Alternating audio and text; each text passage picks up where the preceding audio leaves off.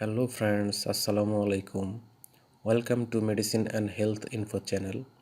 বন্ধুগণ, calcium related আজকের ভিডিওতে আপনাদের সাথে ক্যালসিয়াম এবং ভিটামিন D3 সম্পর্কে আলোচনা করব, কেননা এই দুইটি উপাদানই মানবদেহের জন্য অত্যন্ত গুরুত্বপূর্ণ।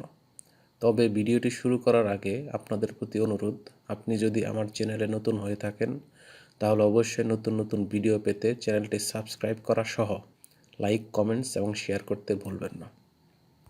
বন্ধুগণ, বর্তমানে বাজারে বিভিন্ন ধরনের ক্যালসিয়াম ও ভিটামিন ডি সমৃদ্ধ ঔষধ পাওয়া যায়। এর মধ্যে সবচেয়ে জনপ্রিয় একটি ঔষধের নাম হলো ক্যালকোরাল ডি ট্যাবলেট, যেখানে ক্যালসিয়ামের পরিমাণ 500 মিলিগ্রাম এবং ভিটামিন D3 এর পরিমাণ 200 IU। এটির বিপণন এবং প্রস্তুতকারক কোম্পানির নাম হচ্ছে পপুলার ফার্মাসিউটিক্যাল লিমিটেড। ক্যালকোরাল ডি এর প্রতি পিস ট্যাবলেটের দাম 11 টাকা। যাদের কোমর ব্যথা, হাত ও পায়ের জয়েন্টে ব্যথা এবং শরীরের বিভিন্ন অংশে ক্যালসিয়ামের অভাবজনিত ব্যথা রয়েছে, তারা এটি খেতে পারবেন।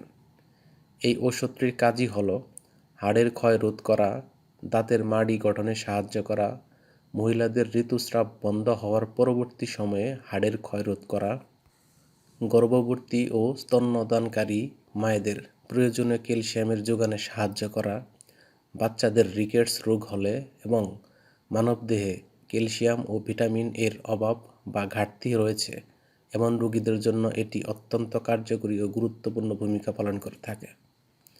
এই মেডিসিনটির কিছু সাইড এফেক্টস বা পার্শ্ব প্রতিক্রিয়া রয়েছে, যেমন বমি বমি ভাব হওয়া, ক্ষুধামন্দা, মুখ শুকে যাওয়া, হালকা ঝিমুনি, অ্যালার্জিক রিয়াকশন, এমনকি অনিয়মিত হৃদস্পন্দনও হতে পারে। এটি খাওয়ার নিয়ম হলো সকালে ও রাতে একটি করে ট্যাবলেট দিনে 2 বার সেবন করা যেতে পারে। তবে ঔষধ সেবনের পূর্বে অবশ্যই রেজিস্টার্ড ডাক্তারের পরামর্শ নিতে হবে। একই সাথে ওষুধ ক্রয়ের পূর্বে উৎপাদন তারিখ ও মেয়াদ উত্তীর্ণ তারিখ দেখে নিতে হবে এবং সকল ঔষধ শিশুদের নাগালের বাইরে রাখতে হবে।